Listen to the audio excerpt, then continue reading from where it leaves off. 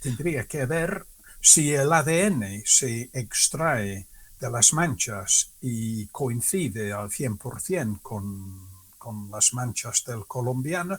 ¿Dónde está el resto? Claro, ¿Dónde antes, están las manchas que se dieron en Santiago? O sea, no encaja. Algo están ocultando ahí. claro, aquí nos vamos ya a la otra teoría, ¿no? Lo que hablábamos antes de que si pudiese haber algo mucho más grande también por esa sedación que tenía la niña, no tan solo por eso, sino que se encontraron fotografías, fotos que se sacaban, según la propia Guardia Civil, esto lo investigaron, y se sacaban estando la niña drogada, unas fotos rarísimas que bueno, ahí ya empezaron a pensar si realmente los padres estaban dentro de algún tipo de red o algo así y si estas Sí. fotos podrían llegar a ser vendidas. Yo creo que hay indicios suficientes como para llegar a plantear esto. Es, sí, es muy, muy grave esto, pero a la vez, mmm, cuando se analizó el portátil de Alfonso Basterra, se sabía que algo de relación tenía con páginas web pornográficas Chicas uh, asiáticas. de chicas asiáticas. Menores de edad o no, no está muy claro. Jóvenes sí. Muy jóvenes. Tenía esa fijación, pero claro, al no saber quién es la persona y no poder mirar su fecha de nacimiento, bueno, pero las fotos estaban, porque lo de la desaparición del portátil en un piso pequeño y de repente aparece otra vez el portátil, se sabe perfectamente quién devolvió el portátil al piso, pero no se puede decir. Uh -huh. Uh, y yo no lo puedo decir porque me lo dijeron con esa condición y prometí no decirlo. Pero alguien estaba ahí intentando cubrir a Alfonso Basterra. Está lo que se dice en el primer libro que se publicó en español sobre el caso, antes incluso del juicio, de la periodista Cruz Morcillo,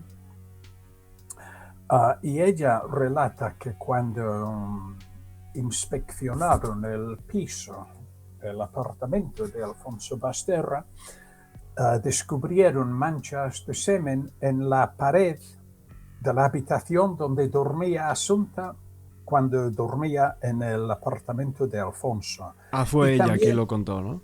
sí, y también en la ropa que llevaba Alfonso de día, que estaba en el suelo y con manchas de sangre. Ahora, no se analizó, no se sacó el ADN de esas manchas, entonces no se sabe al 100% si son manchas causadas por Alfonso Basterra o no. Pero bueno, estaban en su piso, en la habitación donde dormía Asunta. Es raro. Pensar en cómo llegaron ahí esas manchas es muy feo. Ya. Mm, pero bueno, estaban, según Cruz Morcillo, ¿no? Y lo sabían los que analizaron, los que inspeccionaron el piso. Lo sabían, pero no hicieron nada.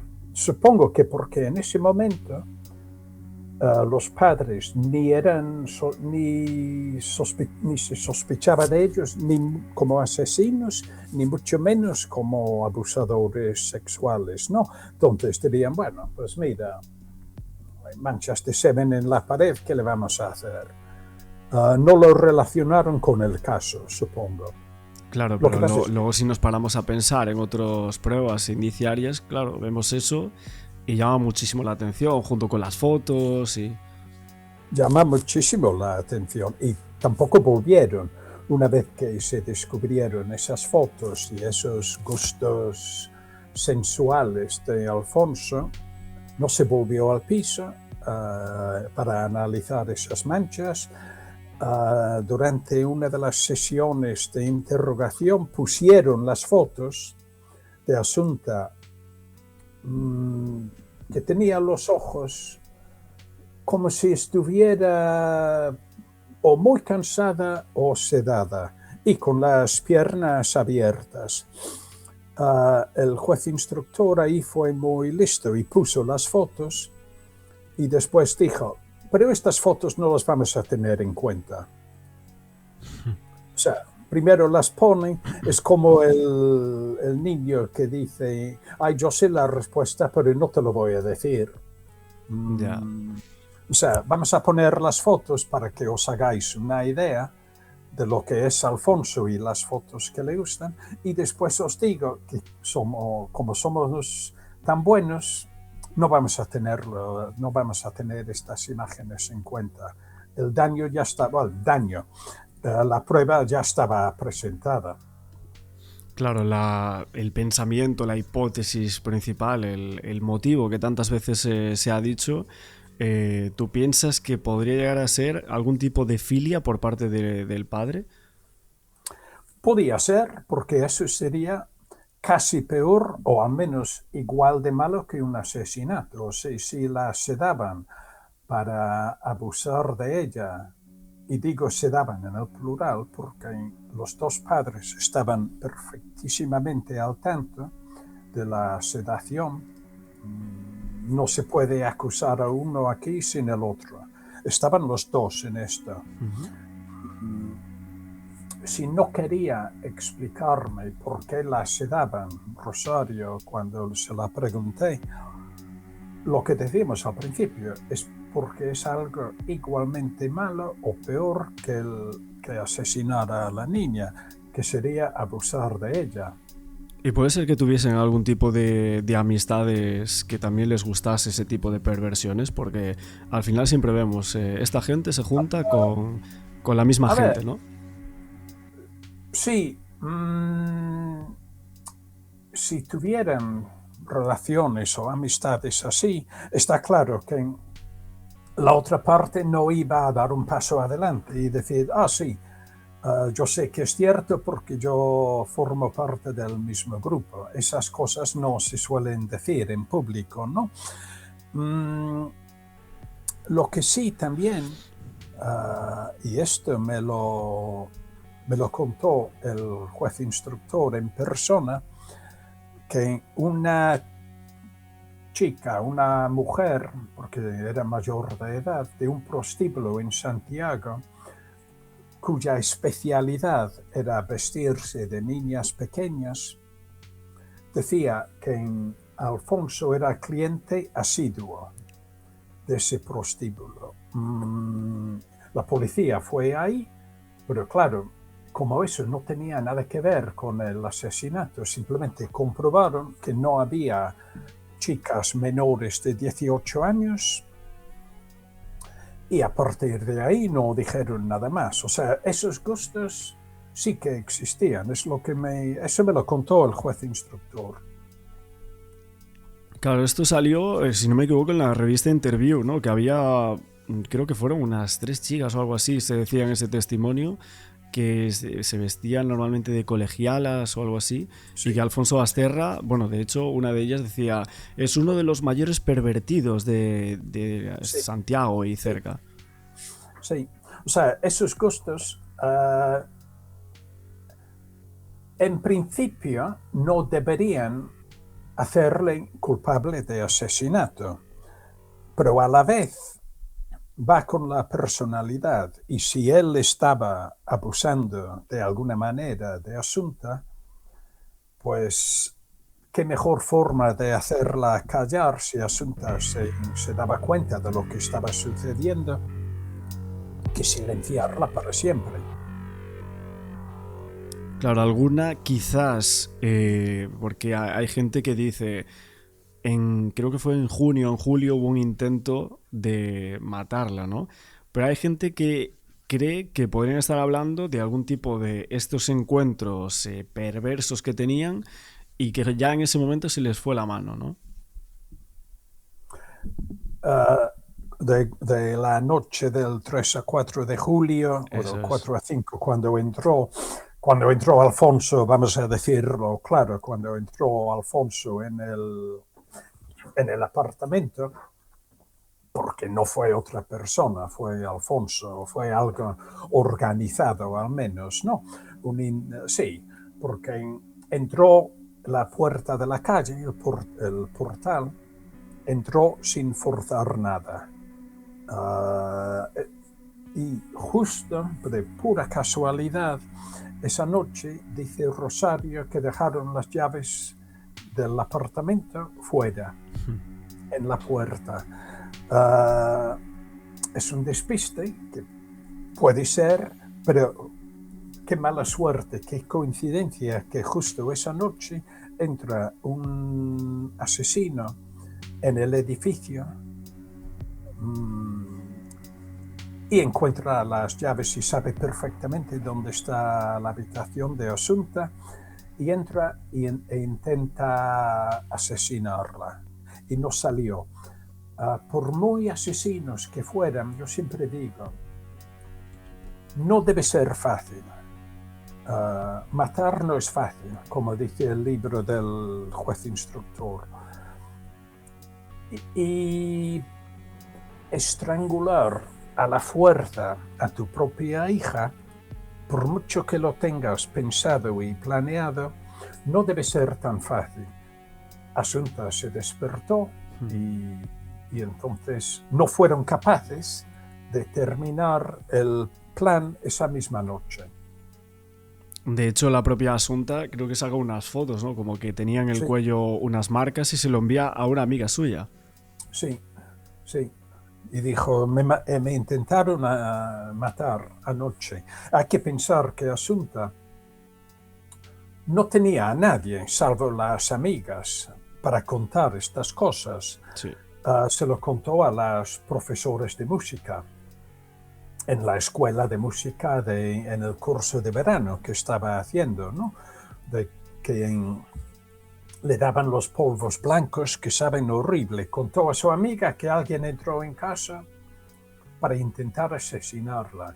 Y cuando la madre de la niña llama a Rosario, dijo, sí, como si pasara todos los días. No, dijo, no voy a denunciar, porque total, ¿para qué? Y digo, eso también es absolutamente imposible. Si alguien entra en tu casa, por mucho que sepas que no lo pueden coger porque no saben quién es, denuncias. El 100% de la gente va a la policía. O sea, que diga que no, porque como era abogada, sabía que no iban a poder hacer nada. Lo de esa noche estaba más organizada que otra cosa. Y si no era Alfonso, era otra persona que iba a matar a Asunta, pero yo creo que más bien fue Alfonso. Rosario decía que no, pero es normal. Claro, es cierto que tú por lo que me estás comentando, crees que los dos padres tienen la culpa 100% en torno al hecho de la muerte de Asunta, pero me hablas de que pudieran haber terceras personas en otro tipo de participación en el hecho, ¿no? En el encubrimiento. Sí. Simplemente por lo del cuerpo. Pero ¿y por qué se iban a involucrar en algo que no tuvieron que ver alguien? Por dinero, un asesino a sueldo, o otra persona de una posible red y que también le convenía que Asunta no dijera nada. Uh-huh. Es que tenemos los hechos que son bastante sospechosos y bastante raros. Es mucho más que un simple asesinato. Hay mucho detrás de eso. Pero claro, no hay pruebas. No es tan fácil. Son ideas y no pueden dejar de ser ideas. Pero alguna tiene que ser cierta. O sea, no matas a una niña indefensa porque sí. Siempre hay un motivo. Claro, parecía que Sí, había un asunto mucho más grave, ¿no? Que tenían entre manos que sí, parece que podía salirse de control o que Asunta estaba a punto de explotar y contar justo, algo. tal cual, tal cual. Algo que ya se les iba de las manos, que Asunta se daba cuenta de que algo estaba pasando y tenían que silenciarla. Ya no valía como a lo mejor con amenazas de si hablas pues no sé qué, no sé cuánto. Asunta ya casi tenía 13 años y no se callaba. Claro, y a ver, también es Entonces, cierto que hay por algún datos. motivo, sí, tenían que silenciarla Claro, yo y les... te iba a decir que justo cuando estaba analizando este caso y viendo si podríamos llegar a situarnos en esas hipótesis, yo vi que no sé si habían sido 2 o 3 meses antes, entre A Coruña y Vigo, como que cogieron a varios componentes de una red de Pelov que operaba en Galicia, ¿no? No sé si eso se llegó a investigar, se llegó a plantear en torno a este caso. No, no, porque a nivel legal, y en esto tienen razón, el juicio era para ver quién era culpable de asesinar a la niña y punto, nada más. Y una vez conseguido eso, el resto no interesa. Ni siquiera interesa quién depositó el cuerpo en la pista forestal. Ya. En el juicio, no, dijeron, no, eso no tiene absolutamente nada que ver. El juicio es para decidir quién la mató. Pero Punto. para ti sí que existían indicios suficientes como para plantear, ¿no? Este tipo de hipótesis de red, de venta Sí, de... sí, simplemente porque algún motivo tiene que haber. Tuvo que haber, ¿no? Ah, lo que pasa es que nadie lo va a reconocer y es normal. Porque se estaría autoculpando también. Claro. Entonces, yo mucho me temo que va a quedar así, sin respuestas. Sí, porque no crees Salvo, que Alfonso salvo. Basterra vaya a declarar algo sobre este tipo de cosas. No, no, no. Yo creo que va a esperar a cumplir los 18 años en la cárcel, saldrá y querrá vivir lo que le queda de vida sin... No lo va a reconocer nunca, no. Y de la Ni nueva si- vida que tenía Rosario Porto, o sea, este señor con el que estaba, que era un empresario, que tenía hijos, tenía pareja, se llegó a plantear como un imputado dentro del caso, ¿no? Sí, pero yo creo que no lo fue.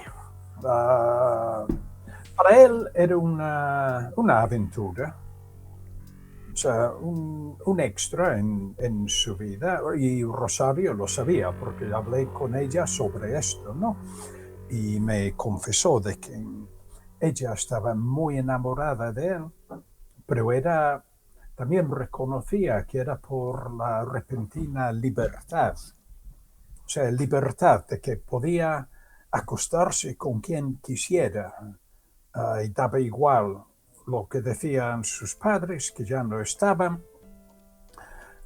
Ella no le interesaba la vida, la posición social de sus padres, lo que pensaba la gente de ella, le daba igual. De repente estaba libre y vivió esta aventura, pero me dijo que esperanza de hacer una vida con ese hombre, cero, ninguna, porque este hombre estaba casado y la mujer embarazada y para él era un extra, Una aventura.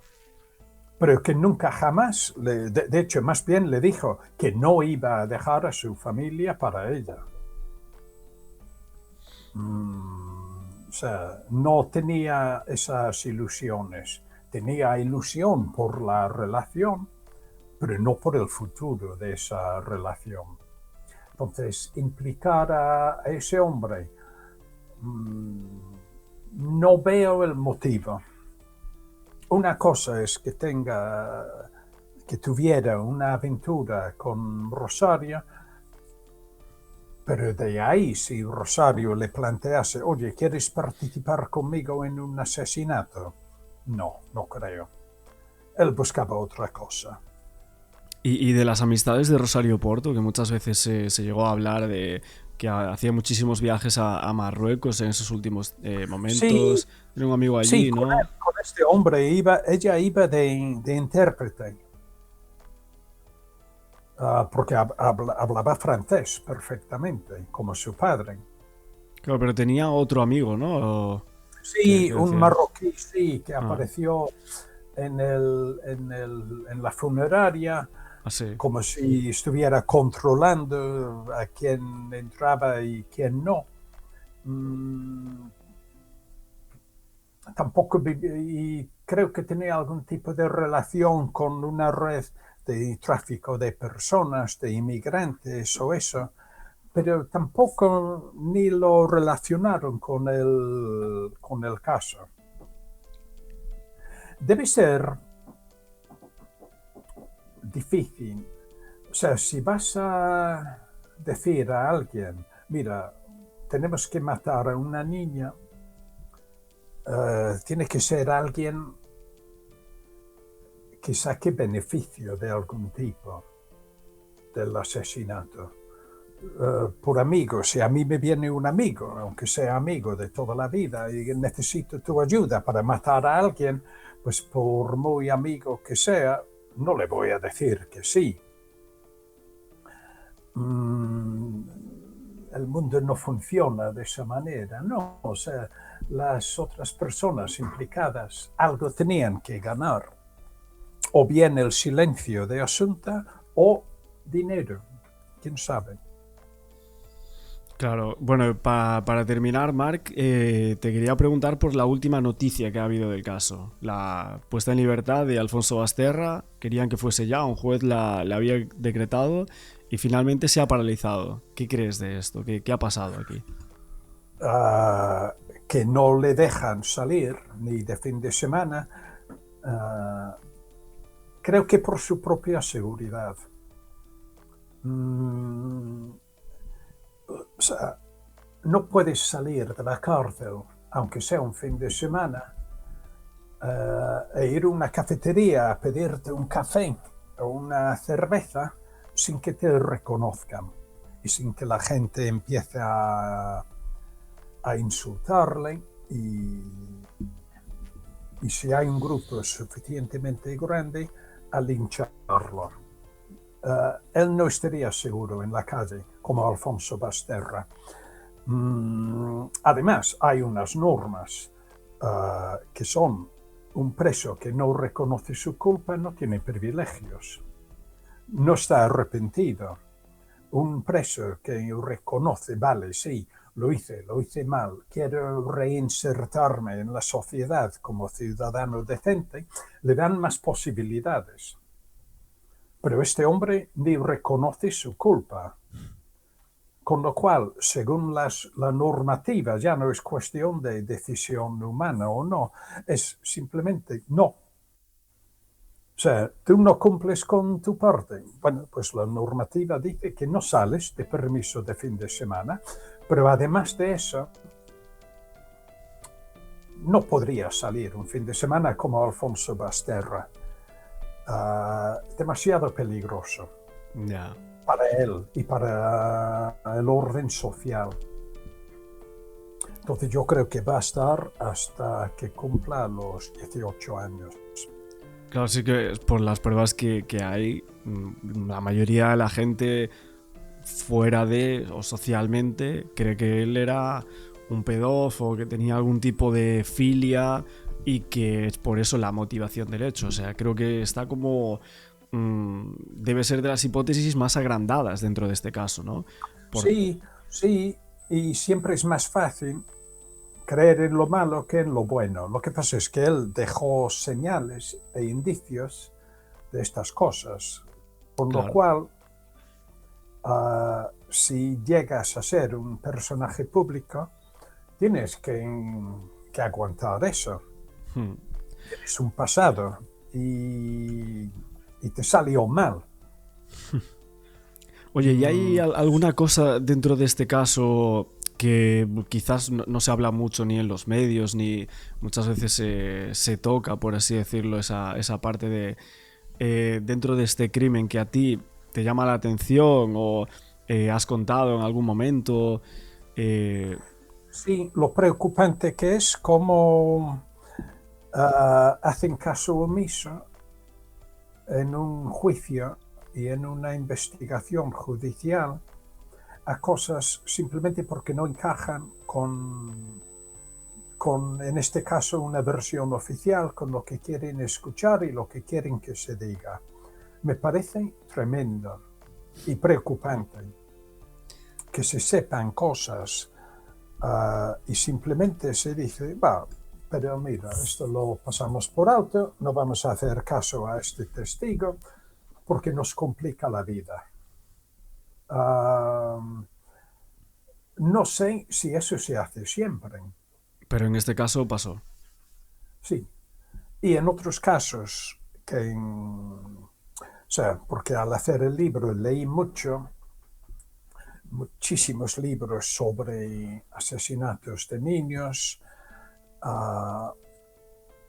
Y sí, se suele hacer, es decir, hay una versión popular que suele ser la versión oficial. Y mira, si son culpables, todo lo que puede estar a su favor, mi caso. Y vale, son culpables, sí, yo creo que sí. Pero como siempre digo, estamos en un país democrático, estamos en un país que respeta la ley y si algo complica un caso y en vez de un mes lo hace durar 6 meses, pues es lo que hay que seguirlo. Y estas pistas de por qué se negó la veracidad de los testigos. El testigo que dijo que había visto a Asunta en Santiago a las 7:30 sin ningún género de duda. ¿Por qué lo dijo? Y tienen que investigar esas cosas y coger a esa persona y decir, mira, eso de que te equivocaste, lo dijiste después, no me vale. Hay que buscar explicaciones de esas cosas. Comprendo que el juicio esté centrado en el asesinato, ¿vale? Pero el juicio también da lugar casi a más preguntas de las que contesta. Tremendo, la verdad es que yo siempre lo pensé así, que había demasiadas preguntas sin contestar y que parece que no se quiso, ¿no?, responder a muchas de ellas. En el día de hoy vamos a entrevistar al escritor Mark Gosin por el caso Asunta, después de todo el revuelo que sacudió todo este tema por la supuesta puesta en libertad de Alfonso Basterra, asesino condenado, padre de la propia Asunta, y venimos analizando en estas últimas semanas parte de este caso de cuestiones bastante contradictorias en el hecho, y hoy nos adentramos en muchos aspectos quizás no tan conocidos, bastante controvertidos, de uno de los casos más duros de la última década aquí en España. Vamos a hablar hoy con Marc. ¿Qué tal? ¿Cómo estás? Muy bien, un placer. Un placer estar aquí para hablar de crímenes y misterios y un poco lo que dices, uno de los casos más duros que se han vivido en España en los últimos años, con mucha cobertura mediática, muchas ideas, muchas teorías y 13 años después se sigue hablando del caso. Claro, parece que hay dudas en alguno de los aspectos del caso. Ahora voy a preguntarte sobre ello, pero lo primero quería saber para los espectadores, para centrarnos un poco, el cómo te adentras tú en este caso y el por qué se te considera, entre comillas, uno de los mayores expertos, ¿no?, en los medios de comunicación. A ver, Yo vivo en Galicia, vivo en Coruña y lógicamente hace 13 años cuando se cometió el crimen estaba todos los días en la televisión, en la prensa, en la radio, estaba por todos los lados. Y me pareció un caso interesante, ¿no? Y a la vez mi editorial en Inglaterra, Cambridge Scholars, un día cuando estaba leyendo la prensa recibí un correo de ellos y me dijeron si conocía el caso y si quería lanzarme a contarlo. escribir un libro sobre esto, primero en inglés, ¿no? Y le dije, bueno, a ver, me resulta interesante. Lo que pasa es que nunca había escrito antes sobre crímenes. Mis libros son de historia de hace 200 años, hace 1000 años, o sea, de historia a historia, ¿no? Y me dijeron, vale, pero eso es interesante, porque me dijeron, lo que puedes hacer, porque claro, conocían mis obras, dicen, es aplicar la misma metodología, es decir, un análisis pormenorizado de todo lo que se dijo, todo lo que está escrito, hablar con todo el mundo que puedas y analizarlo para ver si se llega a algún tipo de conclusión. Ujú. Y al final, pues dije Llegaste, que ¿no? sí. Sí, y lo curioso, que una de las cosas que yo sigo sin tener respuesta, es que solicité entrevistarme con Rosario Porto en Sí. la cárcel. Y cuando lo dije, se lo dije primero a su abogado y me dijo, no pierdas el tiempo porque no te van a dejar. Y le dije, vale, pero quiero solicitar la entrevista al menos. Y tardaron unos meses, 3 o 4 meses, pero al final me concedieron el permiso.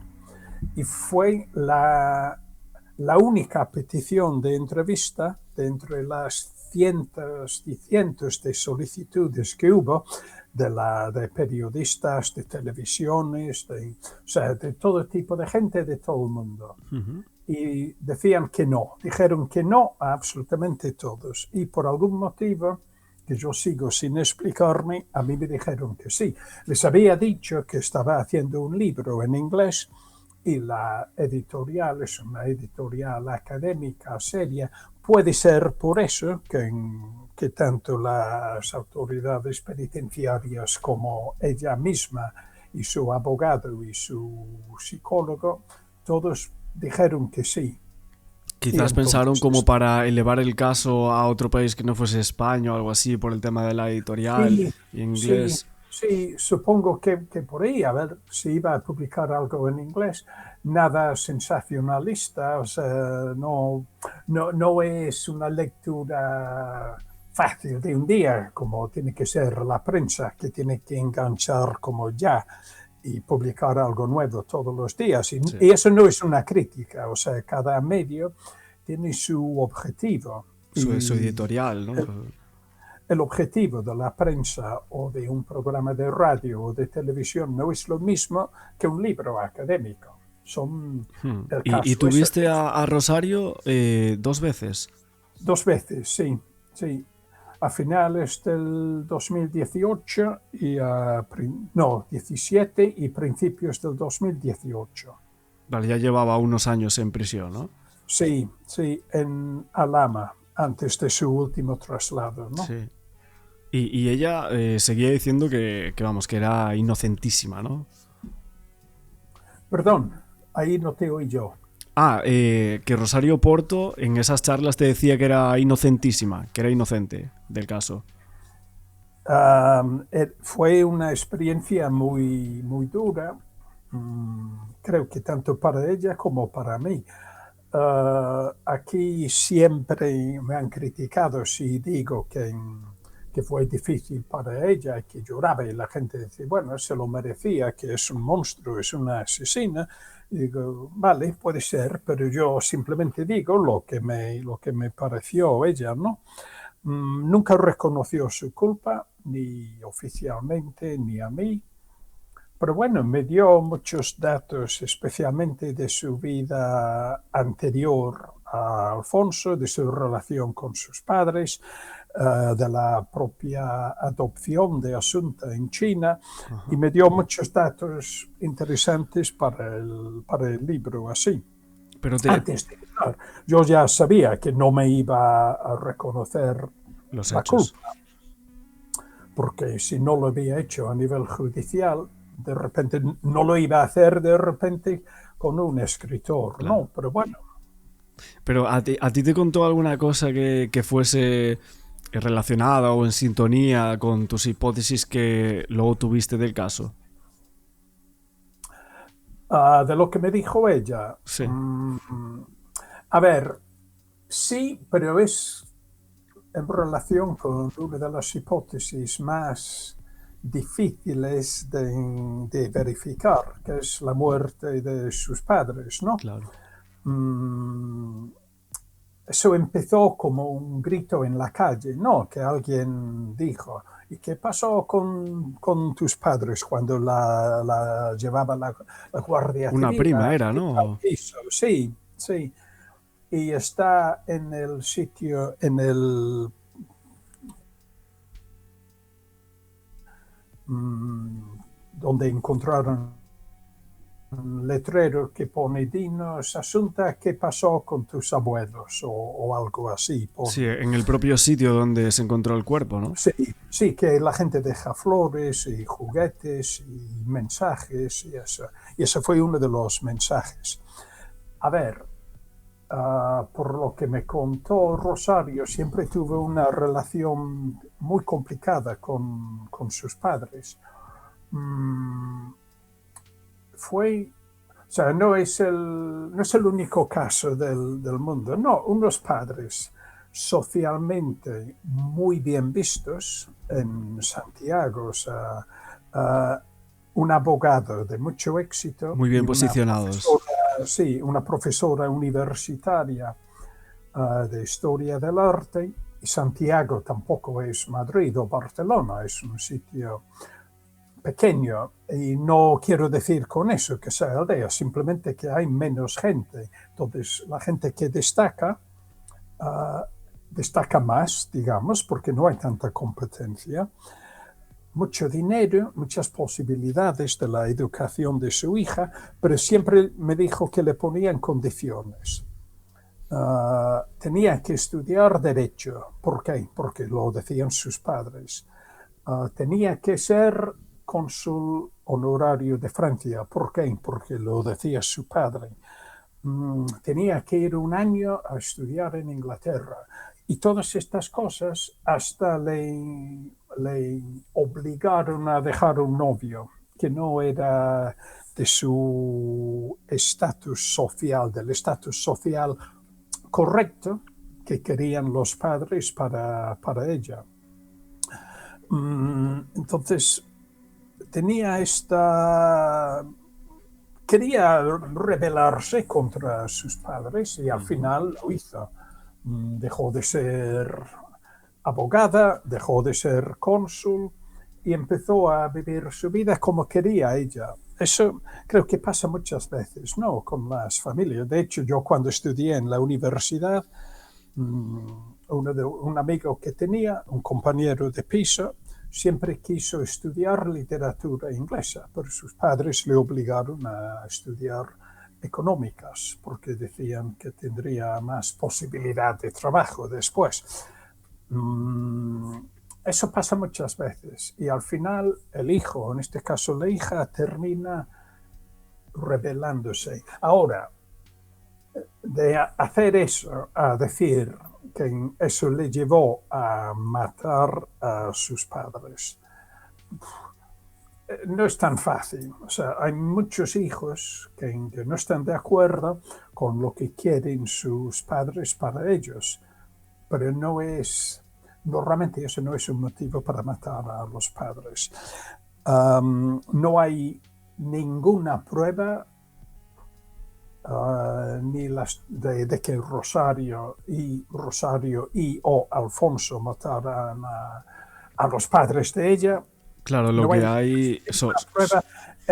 Pero claro, cuando alguien mata a una niña, la gente le cree capaz de cualquier cosa. Entonces mueren los padres.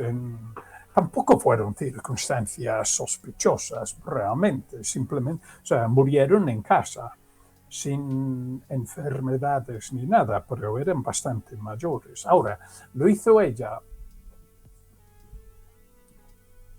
Nunca se puede decir no completamente, pero es inventar teorías cuando no hay la más mínima prueba. Ya. Entonces es posible, todo es posible, pero no hay motivo ninguno para creerlo en este momento, ¿no? Claro, yo había visto a algunas personas que teorizaban como lo que le unía a Alfonso Basterra y Rosario Porto también por ese lado, aparte de la niña, era como la muerte Ese de sus secreto, padres, ¿no? sí, Ese secreto. sí. Sí, pero lo mismo, es una teoría. Sí. Mm, único que encontré entre toda la documentación cuando escribí el libro era un correo electrónico de Alfonso a Rosario durante el proceso de separación y divorcio. Y dijo algo como: no quiero pasar ni cerca de la habitación de tus padres en la casa. También se puede entender eso como, o sea, porque ¿qué más le daba pasar cerca de la habitación de sus suegros? ¿Hizo algo ahí?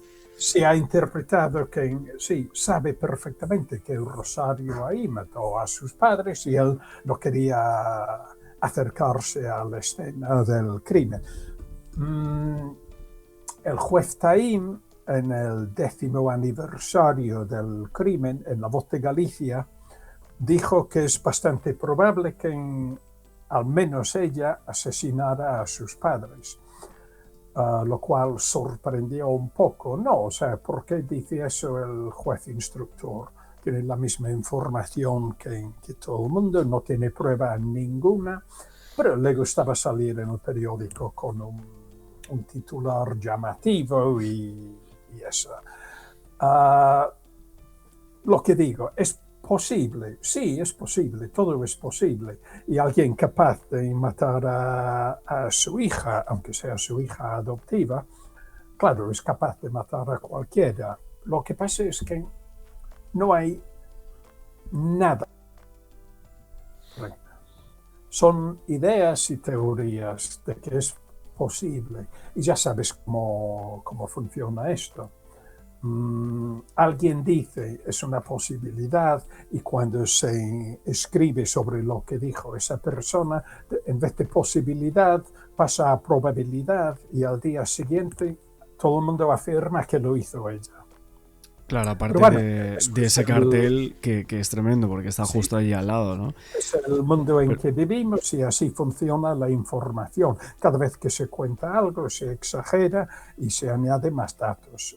Yo intento ser bastante frío y analítico con estas cosas y reconocerlo como posibilidad, por supuesto, pero siempre diciendo no tenemos la más mínima prueba más allá de que sería capaz de hacerlo. Pero todos somos capaces de hacer muchas cosas y no por eso podemos decir que los hemos hecho, ¿no? pero dentro del caso es cierto que los dos padres fueron condenados a 18 y 20 años de prisión. ¿Y crees que los dos eran culpables? Culpable en el sentido de lo que decía el abogado de la acusación, que siempre decía, no, tan culpable es el que tira el bebé por la ventana Sí. como el que abre la ventana sabiendo lo que va a pasar. Lo que quería decir con eso es que, según los indicios, fue Rosario La que asfixió a la niña, la ¿no? que físicamente mató a Asunta, en la casa de campo y no se puede afirmar en ningún momento que Alfonso Basterra estuviera ahí. Ahora, eso lo hace inocente. Según la acusación no, y según el jurado y el juez tampoco. ¿Por qué? Porque Alfonso Basterra estaba muy implicado en la compra de lorazepam y en la sedación de la niña, y se cree que él hacía eso conociendo los motivos y sabiendo por qué se hacía, y que formaba parte del plan para asesinar a la niña, aunque él no estuviera físicamente ahí. Y eso, pues, parece ser que le hace tan culpable como Rosario. Claro, pero hay dudas, ¿no? De toda esa parte de la sentencia que dice como que Alfonso Basterra va detrás en el coche y que por eso no se le ve en las cámaras de seguridad de la galuresa. Sí, a ver, yo creo que como en muchos otros casos hay una versión oficial, que es lo que quería tanto el juez instructor como el jurado, decir antes del propio juicio. Esto pasó así. Y se dieron cuenta poco a poco de que algunos detalles no encajaban. Por ejemplo, al principio se decía que Rosario sola no podía cargar con el cuerpo de Asunta desde el piso de arriba de la casa hasta el coche y sacar el cuerpo del coche y dejarlo en la pista forestal, porque no se arrastró. Eso está constatado. No se arrastró el cuerpo en ningún momento, ni en la casa ni en la pista. Es decir, alguien cogió el cuerpo, sí, porque no hubo marcas, no hubo restos como de un cuerpo arrastrado, ¿no? Entonces la policía científica, la Guardia Civil científica, concluyó que nadie arrastró el cuerpo. Conclusión preliminaria: Alfonso Basterra tuvo que estar ahí en la casa necesariamente para ayudar a cargar con el cuerpo, ponerlo en el coche, se dice que en el maletero, y sacar el cuerpo del maletero y ponerlo al lado de la pista forestal, sin arrastrar. Y al principio se decía Rosario que era una mujer diminuta, era muy pequeñita, tanto en altura como en constitución corporal, ¿no? Decía que es imposible que lo hiciera ella sola. Entonces decían todos, con el juez instructor, entonces estuvo Basterra presente ahí. Pero después se dieron cuenta, el abogado de la acusación me lo explicó en una de las muchas veces que hablé con él, que legalmente no se puede afirmar que Alfonso Basterra estuviera ni en el coche ni en la casa de campo en Teo. ¿Por qué? Porque no se le vio. No hay la más mínima prueba. Y como pongan eso en el relato, tiran todo para abajo y salen los dos libres. Claro, es que no había ni siquiera testigos que afirmasen tal cosa. No hay nada. O sea, de que en Rosario fuera con Asunta, sí, porque sale en las cámaras de la gasolinera en Santiago y ella lo reconoció, pero nadie dijo en ningún momento, y no hay ninguna prueba, ni indicio, ni nada de que estuviera Alfonso presente ahí. Conclusión, el juez instructor dijo, pues lo hizo Rosario sola, contradiciéndose a sí mismo, porque antes había afirmado que Rosario no podía hacerlo ella sola, pero como no se pudo afirmar que Basterra estuviera ahí, simplemente dijo, bueno, pues lo hizo ella sola. ¿Cómo? Da igual, no se explica. No hace falta explicarlo. Claro, lo que al final condena a los dos padres es el tema de los medicamentos y que estuvieran drogando a la niña durante un tiempo, ¿no? Y que ese día tuviese un montón de pastillas ingeridas. Y eso para mí es, de entre absolutamente todo el caso, lo único que es 100% innegable. Bueno, aparte de la muerte de la niña, Claro. no voy por ahí, pero quiero decir de los indicios y las acusaciones. ah, Siempre un testigo puede equivocarse, puede inventar cosas, porque no. No estoy diciendo que lo hicieran, pero puede. Lo que diga un testigo, O equivocarse hay, o...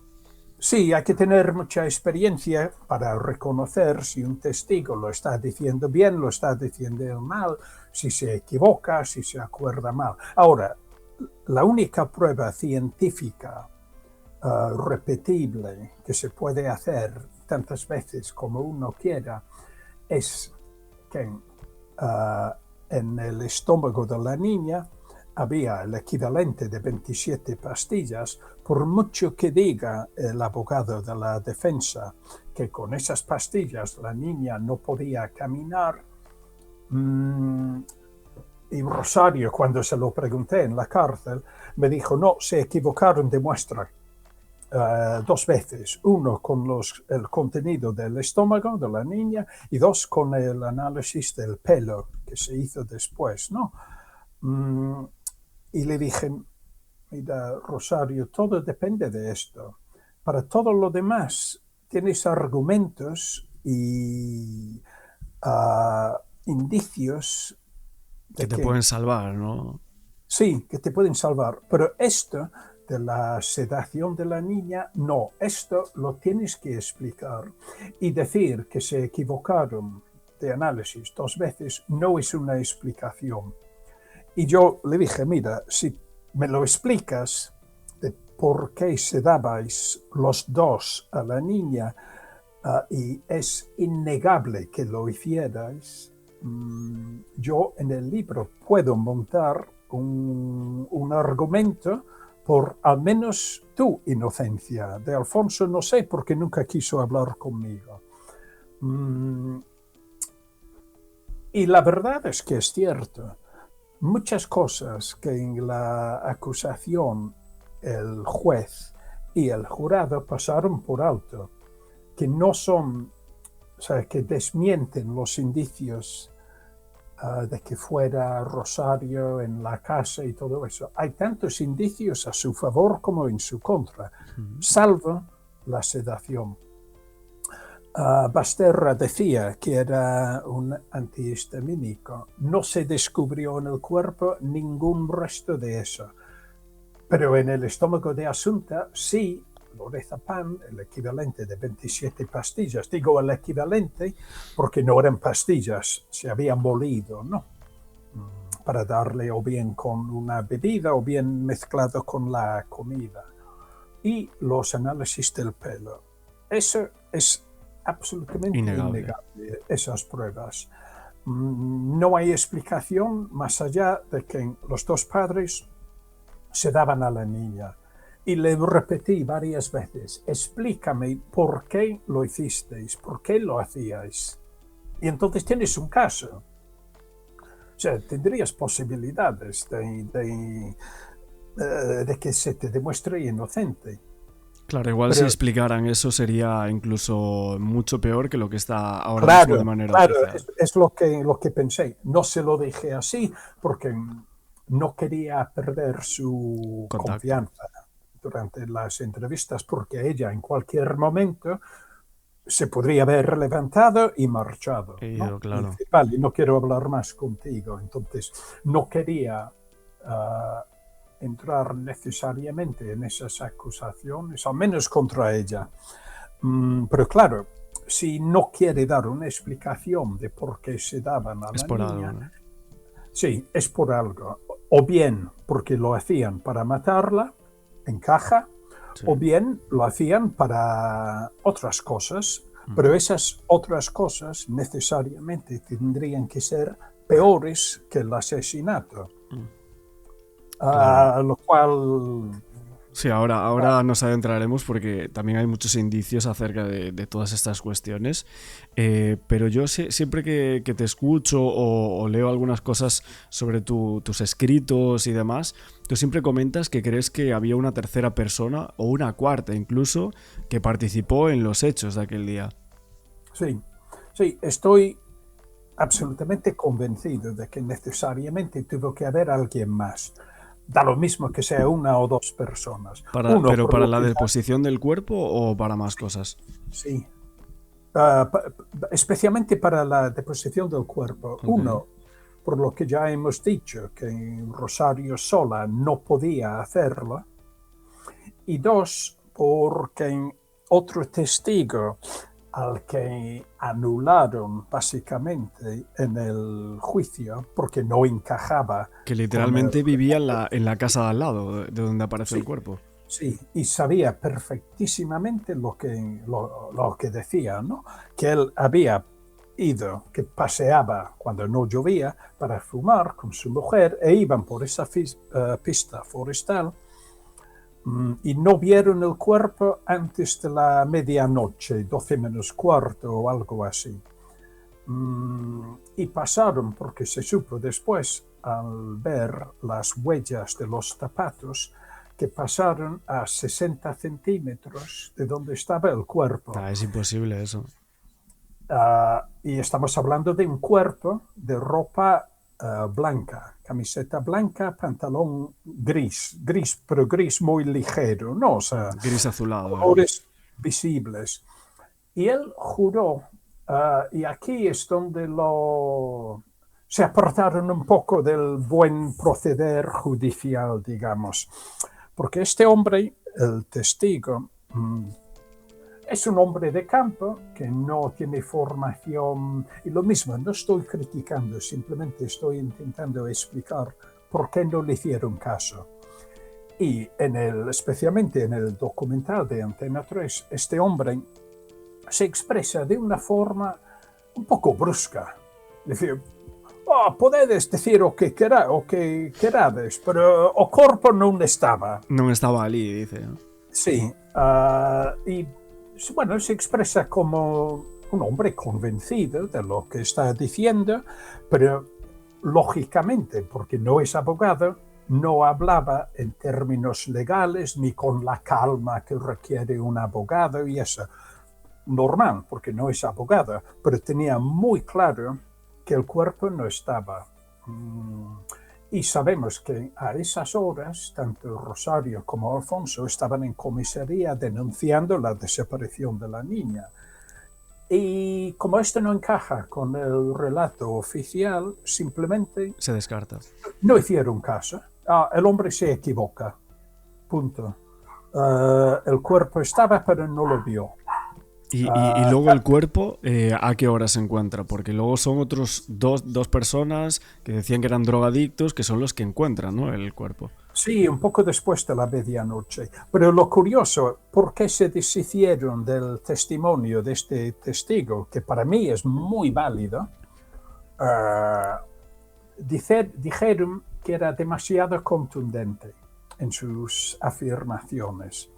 Y digo, vale, o sea, no habla como un abogado, como yo he dicho, pero yo creo que para mí eso es una ventaja, ser contundente en tus afirmaciones. Y además se demostró porque las mismísimas personas aceptaron el testimonio de la testigo que supuestamente vio a Alfonso y Asunta en la calle, porque era muy contundente. Curiosamente utilizan la misma palabra, contundente. O sea, aceptamos lo que nos conviene porque la testigo fue muy contundente. Y rechazamos lo que dice este hombre porque no nos conviene, porque era muy contundente. O A sea, ver, es que aparte, yo estuve injusto. allí. Claro, yo estuve allí, o sea, en el lugar donde supuestamente se deposita a Asunta, Sí, y estuve de noche y literalmente es que está al lado de la carretera, o sea, hay luces que dan justo allí, al punto donde se deposita, entonces que el hombre, hay pruebas de que pasó al lado del cuerpo, es literalmente imposible que no lo viese, o y sea... había luna llena. Y aquí, por mucho que me digan que no, la Guardia Civil cambió su informe. El primer informe de la primera noche decían que había una luminosidad intensa para que cualquier viandante viese el cuerpo. De hecho, pensaron que se había dejado el cuerpo ahí para que se descubriera cuanto antes. Claro. Y que cualquier viandante lo vería. Es lo que dijeron. 24 horas después, ese informe desaparece, aunque yo tengo copias. Y dice que era noche cerrada y no se veía nada. ¿Por qué?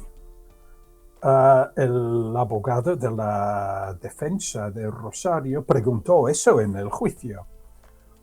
¿Por qué se cambió eso? Y simplemente pusieron un vídeo con una cámara de muy baja resolución que no capta la luz tal como era esa noche, y dijeron, esto es lo que se vio, noche cerrada. Y se dejó así, sin más. Es decir, lo que no conviene al relato oficial de casa. Y tanto el jurado como el juez durante el juicio aceptaron esas cosas. O sea, claro. Bueno, aparte es que es sentido común de cómo está el cuerpo. No, te decía que al final era como un poco sentido común ese informe que tú me comentas, que el cuerpo está literalmente para que alguien lo vea, ¿no? Para que se den cuenta que esté ahí y se encuentre, ¿no? Pero justo hay un hecho muy controvertido, muy famoso dentro de este caso, que es al momento de encontrarlo, ¿no? Las primeras personas que hacen el acta de levantamiento escriben o dicen que se habían visto unas manchas viscosas en el cuerpo de la niña, en la camiseta, sí, lo describen. Una médico forense, okay, que cuando iluminó el cuerpo con lo que se llama luz forense, dijo que había manchas en la camiseta, probablemente o posiblemente de semen. Eso en la pista forestal, antes de que se levantara el cuerpo y antes de hacer los análisis en laboratorio. Ya dijo, y no estamos hablando de una persona sin conocimientos, estamos hablando de una forense cualificada y con experiencia. Y dijo, manchas posiblemente de semen. Lo curioso es que después se verificó en el laboratorio de Madrid que efectivamente esas manchas eran de semen. Sí. Entonces tenía razón en su análisis preliminar en la propia pista forestal. Antes de que nadie tocara el cuerpo, nada, semen en la camiseta. Y me imagino que ya la gente, si está escuchando esto, sabe el resto de la historia, de que sí, el semen... Que luego pertenecía a otra persona que se llamaba Jaramillo, ¿no? Se apellidaba así, sí, que era de Madrid, y bueno, de ahí se descartó, ¿no? Sí, de violación, que al final creo que no prosperó la denuncia, a pesar de que la chica en cuestión estaba tan borracha que ni se dio cuenta de lo que estaba haciendo él, pero él se escudaba en que utilizó un preservativo. Y por eso el preservativo estaba en el mismo laboratorio que la camiseta y decían que necesariamente tenían que haber habido contaminación. Y parece lo lógico. Lo que pasa es que no puede ser, porque si se lee o si en su momento se escucha lo que dijeron los guardias que analizaron tanto la camiseta como el preservativo, es absolutamente imposible que hubiera esta contaminación, porque un mes entre cortar el preservativo y cortar la camiseta. Tienen un protocolo de limpieza muy estricto y además las mismas tijeras se utilizaron durante ese mes en 8 muestras más que no se contaminaron. Además, después de un mes, si quedan restos de semen en unas tijeras, un mes después no se van a trasladar a una camiseta. Y además se hubieran trasladado a todas las muestras de la camiseta, porque se cortó en varios trozos, ¿no? Pero no fue así, solo fue en el primer trozo y en el último. O sea, contaminación no fue. Y aquí también se volvió a lucir el juez instructor que escribió, vale, los expertos dicen esto, que la contaminación es imposible, pero yo sé más que ellos, incluso de su propio trabajo. Y yo digo que fue contaminación, punto. Y eso es lo que se aceptó. Tremendo, ¿eh? Oye, pero ¿tú crees que el esperma inicial era de Alfonso Basterra, supuestamente? Sí, creo que, perdón. Si crees que las manchas que se encontraron en la camiseta podrían llegar a pertenecer a Alfonso Basterra, supuestamente. Según el análisis de las manchas, no. O sea, el ADN es un poco lo que decía antes del análisis. Es una prueba que no depende, no es como un penalti en el fútbol. Algunos dirían que sí, otros dirían que no. Sí, No, el ADN es sí o no. Y no hay interpretación posible. Y la contaminación, los espermatozoides que se encontraron en la camiseta pertenecían a Jaramillo, al ciudadano colombiano de Madrid. Ahora, si no es una contaminación, primero, si es una contaminación, alguien, sea el juez instructor, sea el jurado, tendría que explicar cómo se llegó a la camiseta en Santiago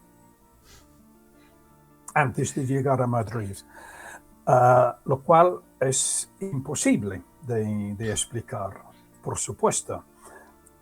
Y ahora, si esas manchas que ya estaban en Santiago pertenecen al ciudadano colombiano acusado de una violación, ahí nos metemos en posibilidades, digamos, muy oscuras, de redes de pornografía, de abusos infantiles,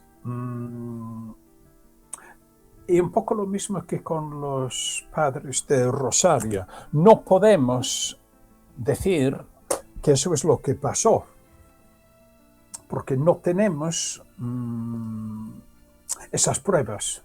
Simplemente es una parte del caso que queda como con un interrogante muy grande. ¿Cómo llegó esa esperma a la camiseta?